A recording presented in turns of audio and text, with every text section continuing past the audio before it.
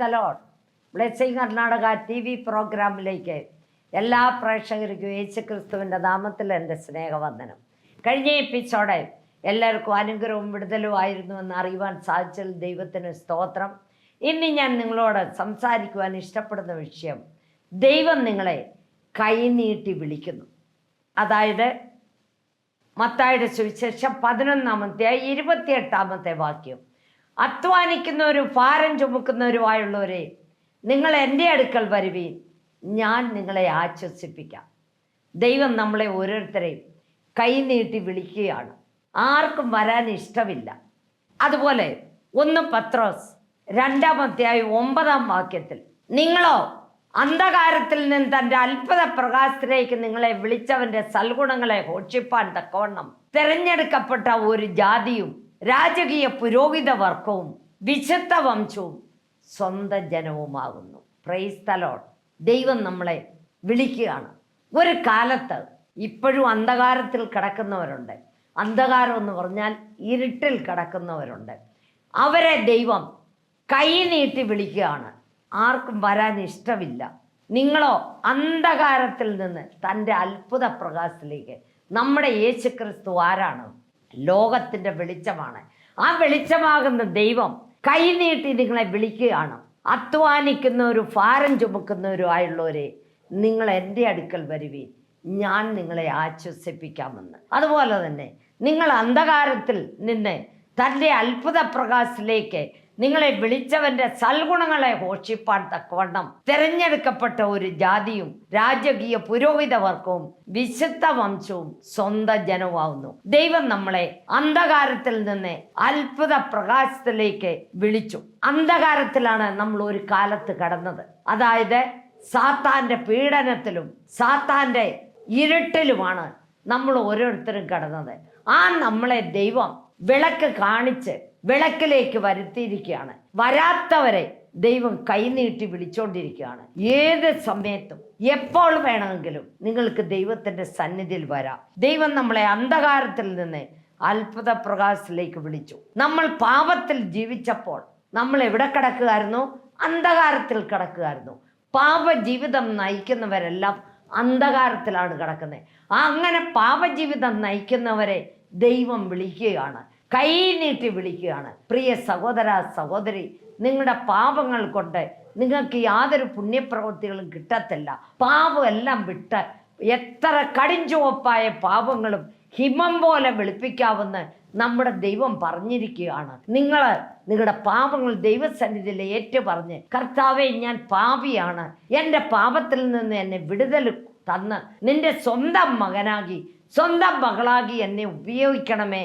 നിങ്ങൾ കരഞ്ഞ് ദൈവത്തോട് പ്രാർത്ഥിച്ചാൽ ദൈവം കൈ നീട്ടി പിടിച്ചുകൊണ്ടിരിക്കുകയാണ്. നിങ്ങളെ പിടിച്ച് ആലിംഗനം ചെയ്യും. പ്രിയ മക്കളെ, യേശുക്രിസ്തു ലോകത്തിൻ്റെ വെളിച്ചമാണ്.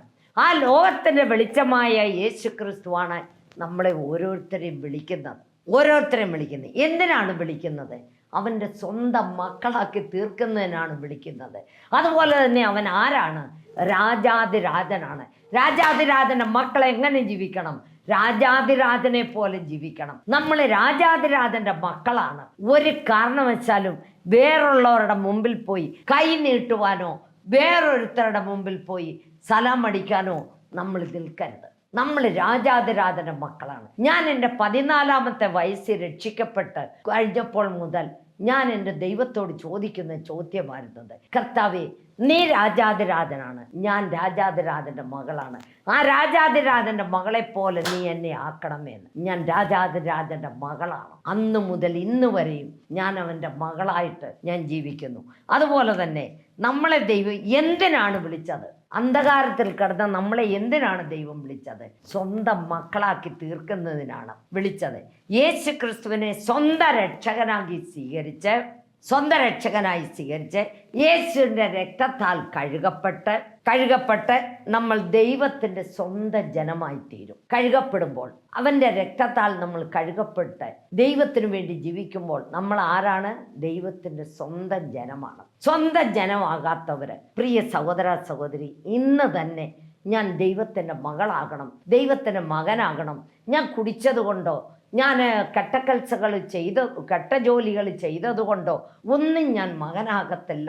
ദൈവമേ, ഞാൻ ഇന്നത് സ്റ്റോപ്പ് ചെയ്ത് ഇന്ന് മുതൽ ഞാൻ നിൻ്റെ മകനാകി ഇഷ്ടപ്പെടുന്നു, ജീവിക്കാൻ ഇഷ്ടപ്പെടുന്നു, എൻ്റെ ഹൃദയത്തിലേക്ക് നീ വരണമേന്ന് പറഞ്ഞ് നിൻ്റെ പാപങ്ങളെല്ലാം ഒന്ന് ഏറ്റു പറഞ്ഞേ. അപ്പോൾ യേശുവിൻ്റെ രക്തത്താൽ അവൻ കഴുകി സ്വന്തം മക്കളാക്കി, സ്വന്തം മകനാക്കി, സ്വന്തം മകളാക്കി തീർക്കും. അതുപോലെ തന്നെ വിശുദ്ധിയിൽ ജീവിക്കാനാണ് ദൈവം നമ്മളെ വിളിച്ചിരിക്കുന്നത്. അതായത് 1 പത്രോസ് 1:15 വാക്യം, നിങ്ങളെ വിളിച്ച വിശുദ്ധനൊത്തവണ്ണം അനുസരണമുള്ള മക്കളായി എല്ലാ നടപ്പിലും വിശുദ്ധർ ആകുവീൻ. ഞാൻ വിശുദ്ധനാകിയാൽ നിങ്ങളും വിശുദ്ധരായിരിപ്പീൻ. ഹല്ലേലൂയ. നമ്മളെ ദൈവം വിളിച്ചിരിക്കുന്നത് ഫസ്റ്റ് പാപത്തിൽ നിന്നും വിടുതൽ തന്ന് അവൻ്റെ സ്വന്തം മക്കളാക്കി തീർക്കുന്നതിന് വേണ്ടിയാണ് ദൈവം നമ്മളെ വിളിച്ചത്. രണ്ടാമത് നമ്മളെ വിളിച്ചിരിക്കുന്നത് വിശുദ്ധിയിൽ ജീവിക്കുന്നതിന് വേണ്ടിയാണ്. നമ്മുടെ ദൈവം ആരാണ്? വിളിച്ച കർത്താവ് വിശുദ്ധനായതുകൊണ്ട് നമ്മൾ എങ്ങനെ ജീവിക്കണം? എല്ലാ നടപ്പിലും സംസാരത്തിലും ക്രിയയിലും നമ്മൾ ആരായിരിക്കണം? അവൻ്റെ മക്കളായിരിക്കണം. വിശുദ്ധിയിൽ ജീവിക്കണം. വിശുദ്ധിയില്ലാതെ ആർക്കും ദൈവത്തെ കാണാൻ സാധിക്കത്തില്ല. നമ്മുടെ ദൈവം വിശുദ്ധനാണ്. വിശുദ്ധനായ ദൈവത്തെ കാണണമെന്ന് വരികിൽ നമ്മൾ വിശുദ്ധിയോടെ ജീവിക്കണം. അങ്ങനെ ജീവിച്ചെങ്കിൽ മാത്രമേ നമുക്ക് ദൈവസന്നിധിയിൽ ചെല്ലുവാനും ദൈവവുമായിട്ടൊരു അന്യോന്യതയിൽ ജീവിക്കുവാനും സാധിക്കത്തുള്ളൂ. വിശുദ്ധി ഇല്ല എങ്കിൽ നമുക്ക് അന്യോന്യത കിട്ടത്തില്ല. ഫോൺ കട്ടായി പോകുന്ന പോലെ നമ്മുടെ അന്യോന്യത കട്ടായി പോകും. നമ്മൾ അന്യോന്യതയോടുകൂടെ ജീവിക്കണം. അതുപോലെ തന്നെ എബ്രായർ 3:1 വാക്യം, അതുകൊണ്ട് വിശുദ്ധനാകയാൽ വിശുദ്ധ സഹോദരന്മാരെ സ്വർഗീയ വിളിക്ക് ഓഹരിക്കാരായുള്ളവരെ, പ്രൈസ് ദി ലോർഡ്, ഹല്ലേലൂയ. നമ്മളെ ദൈവം വിളിച്ചത് സ്വർഗത്തിലേക്കാണ്, നരകത്തിൽ പോകാനല്ല ദൈവം നമ്മളെ വിളിച്ചിരിക്കുന്നത്. നമ്മുടെ ജീവിതത്തിൻ്റെ ലക്ഷ്യവും നമ്മൾ സ്വർഗരാജ്യത്തിൽ ചെന്ന് ചേരണമെന്നുള്ളതാണ്. നമ്മൾ ഓരോരുത്തരും ഈ ഓടുന്നത് എന്തിനു വേണ്ടിയാണ്? സ്വർഗരാജ്യത്തിൽ ചേരണം, എൻ്റെ ദൈവത്തോടുകൂടെ വസിക്കണം, ഞാൻ ദൈവ മകളായിട്ടും മകനായിട്ടും ജീവിക്കണം, അവൻ്റെ സന്നിധിയിൽ ഞാൻ വിശുദ്ധിയോടും വെടിപ്പോടും കൂടെ ജീവിക്കുന്നവളായിരിക്കണം, ഞാൻ ആ സ്വർഗത്തിൻ്റെ അംഗമായി തീരണം. ഇതിനു വേണ്ടിയാണ് നമ്മൾ ഈ ഓടുന്നതെല്ലാം. നമ്മൾ സ്വർഗരാജ്യത്തിൽ ചെന്ന് ചേരണമെന്നുള്ള ലക്ഷ്യത്തോടെ നമ്മൾ ഓടണം. എങ്കിൽ മാത്രമേ നമുക്ക് സ്വർഗരാജ്യത്തിൽ ചെന്ന് ചേരാൻ പറ്റത്തുള്ളൂ. നമ്മൾ സ്വർഗീയ വിളിക്ക് ഓഹരിക്കാരായുള്ളവരാണ്. സ്വർഗത്തിലേക്കാണ് ദൈവം നമ്മളെ വിളിച്ചിരിക്കുന്നത്, നരകത്തിൽ പോകുന്നതിന് വേണ്ടിയല്ല. നമ്മൾ സ്വർഗത്തിൽ പോകണമെന്നവരിൽ നമ്മുടെ പാപമെല്ലാം ദൈവസന്നിധിയിൽ ഏറ്റുപറഞ്ഞ് കർത്താവിൻ്റെ രക്തത്താൽ കഴുകപ്പെട്ട് യേശുവിൻ്റെ മക്കളാകി വിശുദ്ധിയോടും വെടിപ്പോടും കൂടെ നമ്മൾ ജീവിക്കണം. എങ്കിൽ മാത്രമേ നമുക്ക് സ്വർഗരാജ്യത്തിൽ ചെല്ലാൻ പറ്റത്തുള്ളൂ. അതുപോലെ തന്നെ നമുക്കൊരു വാക്യം നോക്കാം. ഫിലിപ്പിയർ 3:14, ഒന്ന് ഞാൻ ചെയ്യുന്നു, പിമ്പിലുള്ളത് മറന്നും മുമ്പിലുള്ളതിനെ ആഞ്ഞുകൊണ്ട് ക്രിസ്തുയേശുവിൽ ദൈവത്തിന്റെ പരമവിളിയുടെ വിരുദ്ധനായി ലാക്കിലേക്ക് ഓടുന്നു. ഹല്ലേലൂയ. ദൈവം നമ്മളെ വിളിച്ചിരിക്കുന്നത് സാധാരണ വിളിയല്ല. എന്താ വിളിയാ വിളിച്ചിരിക്കുന്നത്? പരമ വിളിയാണ്. അതെ, എന്തിനു വേണ്ടിയാണ്? ബിരുദ് പ്രാപിക്കുന്നതിനാണ് ദൈവം നമ്മളെ വിളിച്ചിരിക്കുന്നത്. എവിടെ പൊട്ട് ബിരുദ് പ്രാപിക്കുവാനാണ്? സ്വർഗത്തിലേക്ക്, കർത്താവിൻ്റെ അടുത്തേക്ക്. ആ ഒരു ആശ ആ ഒരു ആഗ്രഹവും ആശയും നമ്മുടെ ജീവിതത്തിൽ ഉണ്ടായിരിക്കണം. ജീവിതത്തിൽ ഉണ്ടായെങ്കിൽ മാത്രമേ നമുക്ക് ദൈവസന്നിധിയിൽ ചെന്നു ചേരാൻ പറ്റത്തുള്ളൂ. ആ പരമ വിളിയുടെ ഓഹരിക്കാരത്തിയാക്കി എന്നെയും നീ തീർക്കണമേ, ഞാൻ നിന്റെ സന്നിധിയിലേക്ക് വരണം, എനിക്ക് എൻ്റെ അപ്പച്ചൻ്റെ കൂടെ വസിക്കണം എന്നൊരാഗ്രഹം മാത്രം നമ്മുടെ ജീവിതത്തിൽ ഉണ്ടായിരിക്കണം. ആ ആഗ്രഹമുള്ളവരെയാണ് ദൈവം വിളിക്കുന്നത്, അല്ലാത്തവരെ ദൈവം വിളിക്കത്തില്ല.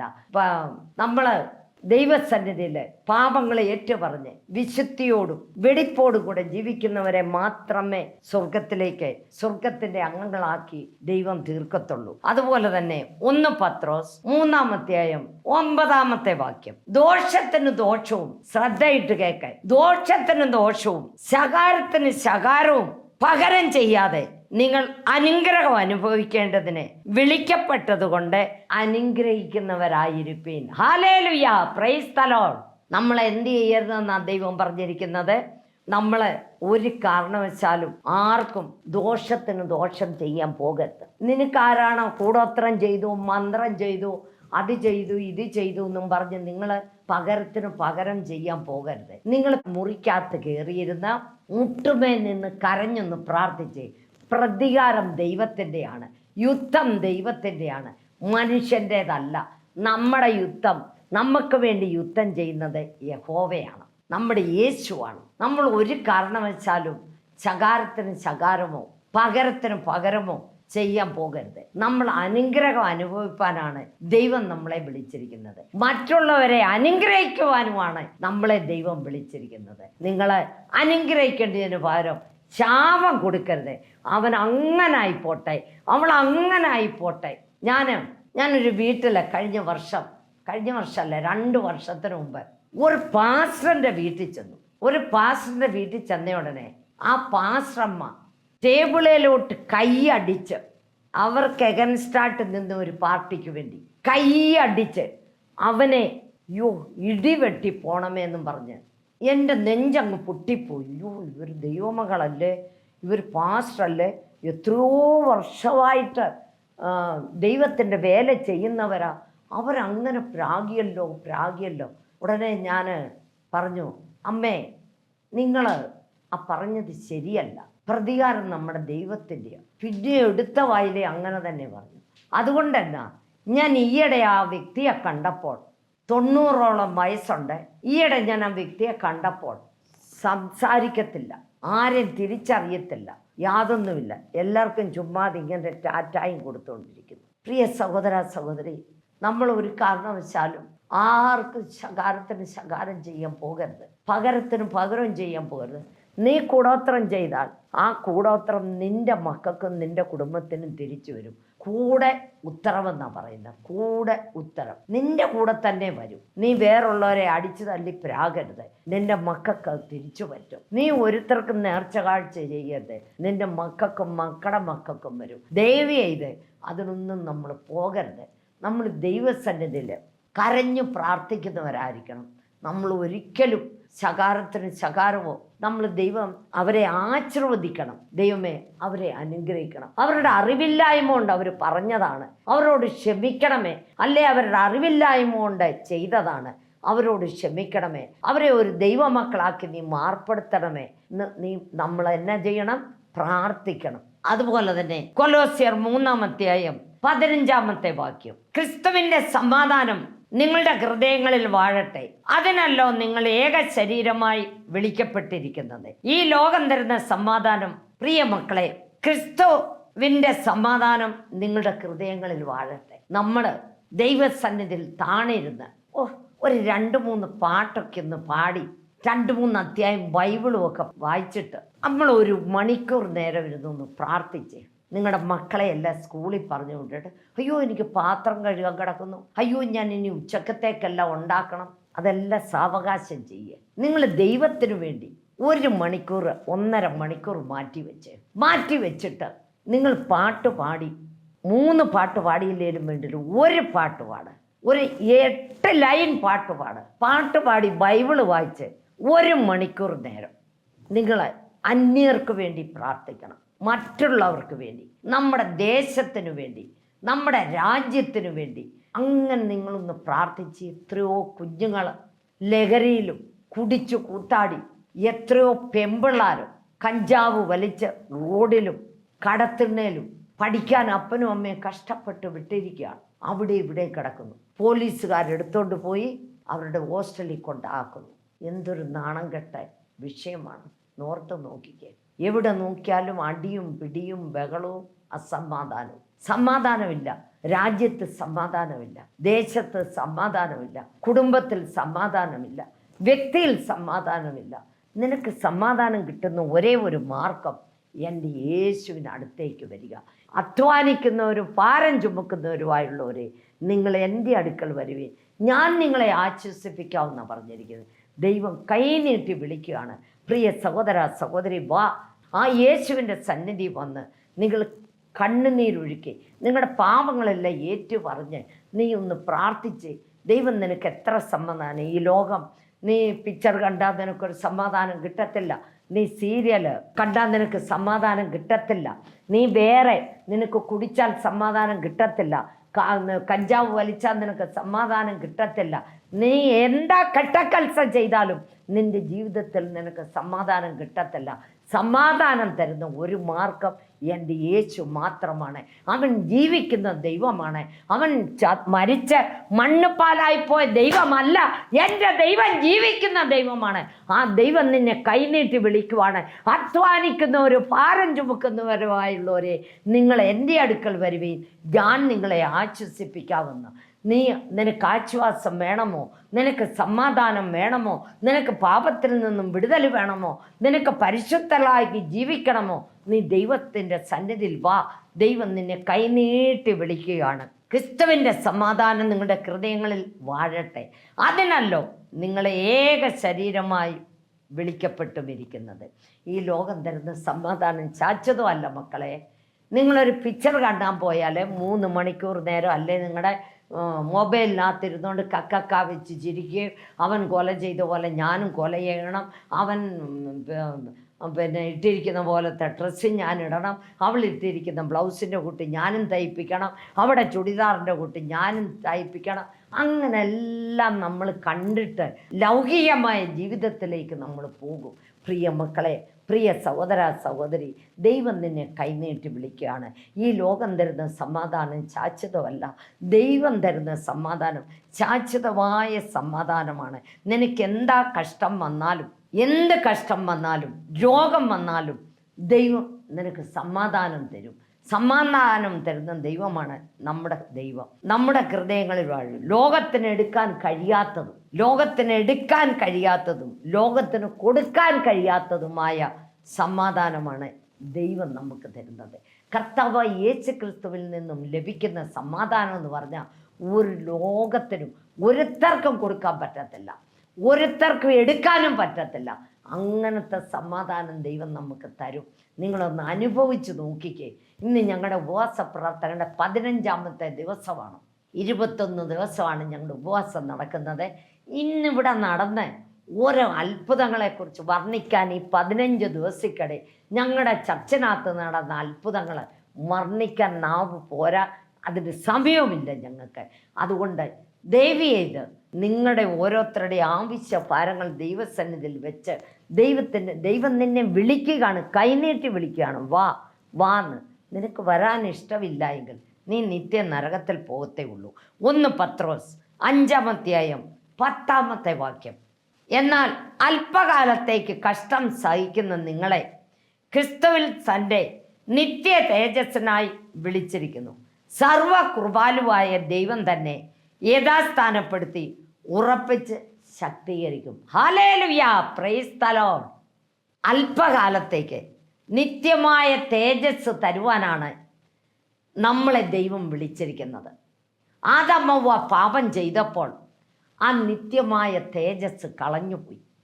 ആ മഹിമ അതിനെ തരുന്നതിന് വേണ്ടിയാണ് ദൈവം നമ്മളെ ഓരോരുത്തരെയും വിളിച്ചിരിക്കുന്നത്. എന്നാൽ അല്പകാലത്തേക്ക് ഈ ലോകത്തിലെ കഷ്ടങ്ങൾ സാരമില്ല. നമ്മൾ ഈ ലോകത്തിൽ ജീവിക്കുമ്പോൾ നമുക്കല്ല കഷ്ടം വരുന്നത്. മരത്തിന് കഷ്ടം വരുമോ? മരത്തിന് കഷ്ടം വരത്തില്ല, മനുഷ്യർക്കാണ് കഷ്ടം വരുന്നത്. നമ്മുടെ ജീവിതത്തിൽ കടപ്പാരം ഉണ്ടാകും, രോഗമുണ്ടാകും, പലവിധമായ രോഗങ്ങളാൽ കഷ്ടപ്പെടും. അന്നേരമെല്ലാം നമുക്ക് ശാന്തി സമാധാനം തരുന്ന ഒരു വ്യക്തിയാണ് നീ. ദൈവമകളോ മകനോ ആണെങ്കിൽ മാത്രമേ നിനക്ക് സമാധാനമായിട്ട് കിടക്കാനും സമാധാനമായിട്ടിരിക്കാൻ. ഞാൻ ഇന്ന് മരിച്ചാലും എൻ്റെ അപ്പൻ്റെ അടുത്ത് പോകും, തേജസ് അനുഭവിക്കുവാനായിട്ട് ഞാൻ പോകും എന്നൊരു ധൈര്യം നമ്മുടെ ജീവിതത്തിൽ ഉണ്ടായിരിക്കണം. നമ്മുടെ ദൈവം വിളിച്ചിരിക്കുന്നത്. എന്നാൽ അല്പകാലത്തേക്ക് ഈ ലോകത്തിലെ കഷ്ടങ്ങൾ സാരമില്ല. നമുക്ക് നമ്മുടെ ജീവിതത്തിൽ സ്വല്പ കഷ്ടമോ കടഭാരമോ നമുക്ക് എന്തെങ്കിലുമൊക്കെ വരും. അപ്പോൾ നമ്മുടെ കഷ്ടം സാരമില്ല എന്ന് നമ്മൾ വിചാരിച്ച് ദൈവം അറിയാതെ എനിക്കൊന്നും സംഭവിക്കത്തില്ല, ഞാൻ അവൻ്റെ മകളാണ്, അവൻ്റെ മകനാണെന്നുള്ള ധൈര്യം നമ്മുടെ ജീവിതത്തിൽ ഉണ്ടായിരിക്കണം.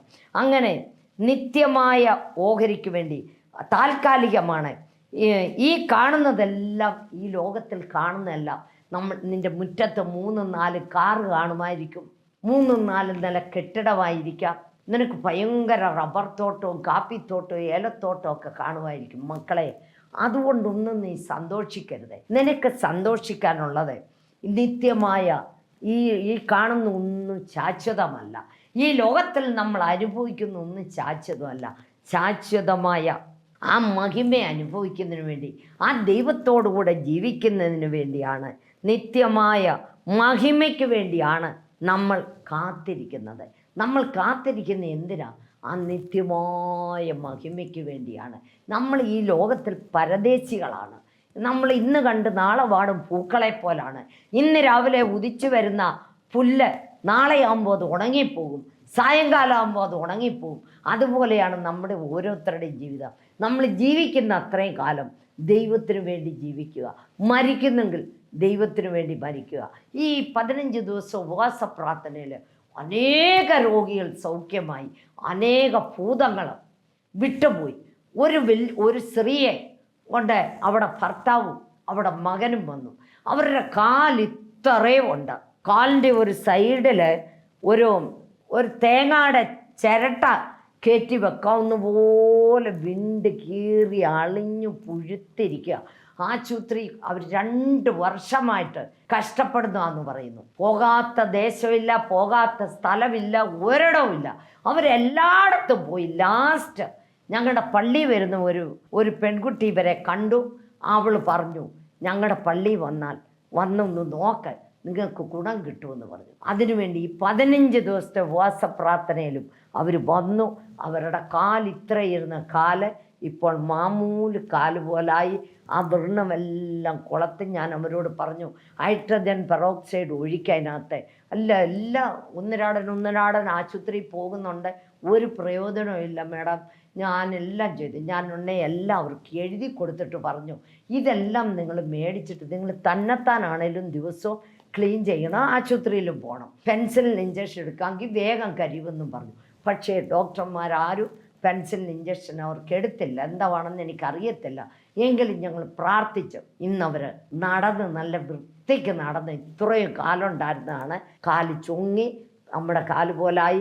ആ വൃണമെല്ലാം കുളത്തിരുന്ന് എല്ലാം ഇപ്പം നല്ല ചുമന്ന് വട്ടത്തിലായി. മാംസം എല്ലാം വന്ന് പിടിച്ചു. നമ്മുടെ ദൈവം ജീവിക്കുന്ന ദൈവം. അവർക്ക് ദൈവം ആരാണെന്ന് പോലും അറിയാൻ മേലാത്ത വ്യക്തിയാണ്. യേശു ക്രിസ്തു ആരെന്ന് പോലും അവർക്ക് അറിയാൻ മേലാത്ത വ്യക്തിയാണ്. അവരോട് യേശു ക്രിസ്തുവിനെ കുറിച്ചെല്ലാം പറയുവാനും അവർക്ക് വേണ്ടി പ്രാർത്ഥിക്കുവാനും. അത് തന്നെയുമല്ല, ദൈവം നമ്മളോട് പറഞ്ഞിരിക്കുന്ന, ശിഷ്യരെ വിളിച്ചിട്ട് പറഞ്ഞു, ഞാൻ ശിഷ്യരെ വിളിച്ചിട്ട് കർത്താവ് പറഞ്ഞ എന്നാന്നറിയാവോ? ഭൂതങ്ങളെ വിടുവിക്കുവാനാണ്. ആദ്യം നമ്മൾ ചെയ്യേണ്ടത് അവരുടെ ശരീരത്തിലെ ഭൂതത്തെ വിടുവിക്കണം. ഞങ്ങൾ അവർക്ക് വേണ്ടി കൊണ്ട് പ്രാർത്ഥിച്ച് ഉടനെ എടുത്തടിച്ച് താഴെ വീണ്, ഞാൻ ഇവളെ കൊണ്ടേ പോകത്തുള്ളെന്നാണ് പറയുന്നത് ആ സാത്താന്. ഞാൻ ഇവളെ കൊണ്ട് നീ പോകത്തില്ല. അവർ യേശുവിൻ്റെ അടുത്ത് വന്നിരിക്കുക. എൻ്റെ അടുത്ത് വരുന്നവരുടെ അടുത്ത് ഞാൻ വരുമെന്നാണ് കർത്താവ് പറഞ്ഞിരിക്കുന്നത്. നിൻ്റെ വശത്ത് 1000 പേരും നിൻ്റെ വലത്തുവശത്ത് 10,000 പേരും ചത്തു വീണാലും നിന്നോടും നിൻ്റെ കൂടാരത്തോടും യാതൊരു വേദയും വരത്തില്ലെന്നാണ് പറഞ്ഞിരിക്കുന്നത്. നീ അവളെ വിട്ടു പോകണമെന്ന് പറഞ്ഞു. ആ സമയത്ത് അവൾ, ഞാൻ പൊക്കോളാമേ എന്ന് പറഞ്ഞു. നീ കള്ളമാ പറയുന്നെന്ന് പറഞ്ഞു. ഇല്ല, ഞാൻ പൊക്കോളാം, ഇവിടെ എനിക്ക് നിൽക്കാൻ ഒക്കത്തില്ല, ഞാൻ പൊക്കോളാം എന്ന് പറഞ്ഞു. എന്നാ ഇവളെ വിട്ടിട്ട് നീ പോകണമെന്ന് പറഞ്ഞു. അല്ല, ഇവളെയും കൊണ്ട് ഞാൻ പോവാന്ന്. ഇല്ല, നീ ഇവളെ വിട്ടിട്ട് പോകണമെന്ന്. ആ സാത്താൻ അവളെ വിട്ടു പോയത് കൊണ്ടാണ് ആ കാല് ചുങ്ങി ആ നീര് കുറഞ്ഞു. ആ മുറിവ് ഏകദേശം ചുമന്ന് വന്നു. അകത്തെ പഴുപ്പെല്ലാം പോയി ചുമന്ന് വന്നു. നമ്മുടെ ദൈവം ജീവിക്കുന്ന ദൈവമാണ്. നമ്മുടെ ദൈവത്തെ കഴിയാത്തൊന്നുമില്ല. പ്രിയ മക്കളെ, നിങ്ങൾക്ക് എന്ത് കഷ്ടമുണ്ടെങ്കിലും, എന്ത് രോഗമുണ്ടെങ്കിലും, എന്ത് പ്രശ്നമുണ്ടെങ്കിലും മുട്ടുകുത്താൻ പറ്റുന്ന ഒരു മുട്ടുകുത്തുക. വേദനയുള്ള ഭാഗത്ത് നിൻ്റെ കരം വയ്ക്കുക, ഒരു കരം മേളിലോട്ട് ഉയർത്തുക. ഞാൻ നിങ്ങൾക്ക് വേണ്ടി പ്രാർത്ഥിക്കാൻ പോവാണ്. നിങ്ങളുടെ പ്രാർത്ഥനയിൽ ഞങ്ങളെയും ഞങ്ങളുടെ കുടുംബത്തെയും ഞങ്ങളുടെ വേലയും ഞങ്ങളുടെ സഭയെ ഓർത്ത് പ്രാർത്ഥിക്കണമെന്ന് അപേക്ഷിക്കുന്നു. നിങ്ങളുടെ പ്രാർത്ഥന വിഷയം ഞങ്ങളെ ഫോൺ ചെയ്ത് അറിയിച്ചാൽ നിങ്ങൾക്ക് വേണ്ടി ഞങ്ങൾ പ്രാർത്ഥിക്കുന്നതാണ്. ഇപ്പോൾ ഞാൻ പ്രാർത്ഥിക്കുന്നു. ദൈവം എൻ്റെ വലത്തുഭാഗത്ത്, എൻ്റെ യേശു എൻ്റെ വലത്തുഭാഗത്തുണ്ട്, എൻ്റെ ഹൃദയത്തിലുണ്ട്. അവൻ്റെ നിഴലടിക്കുമ്പോഴേ രോഗി സൗഖ്യമാകും. ഭൂതങ്ങൾ വിട്ടുപോകും, പാപികൾ മാനസാന്തരപ്പെടും. എല്ലാ നോവുകളെയും സൗഖ്യമാക്കുവാൻ ദൈവം നമുക്ക് അധികാരം തന്നിരിക്കുകയാണ്. ആ അധികാരത്തിന്മേലെ നിന്നുകൊണ്ട് ഞാൻ പ്രാർത്ഥിക്കുകയാണ്. നിങ്ങൾ ഓരോരുത്തരും നിങ്ങളുടെ ആവശ്യങ്ങൾ ദൈവസന്നിധി പറ. ഹല്ലേലൂയ, സ്തോത്ര സ്തോത്ര സ്തോത്ര. കരുണാസമ്പന്നനും നിത്യനുമായ ഞങ്ങളുടെ വാഴ്ത്തപ്പെട്ട സ്വർഗ്ഗസ്ഥ പിതാവേ, ദൂരത്തും ചാരത്തും ഇരിക്കുന്ന മക്കളുമായിട്ട് നിന്റെ അടുത്ത് വരുന്നപ്പ നിന്റെ മക്കളെ നീ അനുഗ്രഹിക്കണമേ. അവരുടെ ശരീരത്തിലുള്ള എല്ലാ ബാധകളും, എല്ലാ രോഗങ്ങളും, എല്ലാ പൈശാചിക ശക്തികളും, എല്ലാ കൂടോത്രങ്ങളും, എല്ലാ നേർച്ച കാഴ്ചകളും ഈ നിമിഷമേ യേശു ക്രിസ്തുവിൻ നാമത്തിൽ വിട്ടുമാറട്ടെ.